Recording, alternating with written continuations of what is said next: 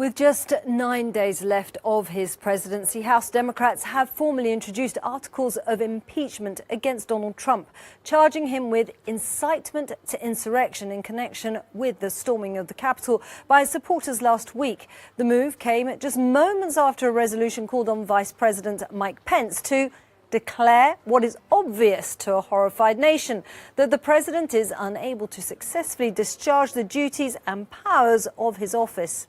Invoking the 25th Amendment would have meant Pence taking over as president until the 20th of January. But, as expected, it didn't receive unanimous support. Trump could now become the only president to be impeached twice.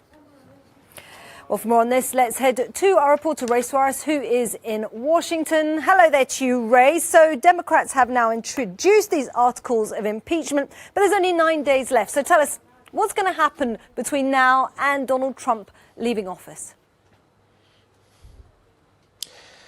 Well, Isabel, it's like watching a car crash in slow motion. This is exactly what Speaker Pelosi said she was going to do.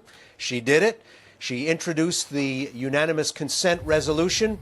Republicans objected. So now the articles of impeachment will go to the House tomorrow. But when the House of Representatives impeaches a president, the next step, as many of our viewers will remember from the last impeachment, is that it goes to the United States Senate for a trial. The leader of the Senate, currently Republican Mitch McConnell, said that he's not going to call the Senate into session until just before Joe Biden is due to be sworn in as the next president of the United States. So in effect, there'll be an indictment, but there can't be a trial because there won't be a Senate convened to try the charges that are coming out of the House. And as all this maneuvering happens, all this parliamentary to and fro, the clock keeps ticking. President Trump is supposed to travel down to the border between Mexico and Texas to take a look at the wall, sort of part of his presidential victory lap. It's really not clear how much we're going to see from him and hear from him in public in the remaining days as the calendar, one day by one day, ticks off until his term expires at noon on the 20th. Isabel?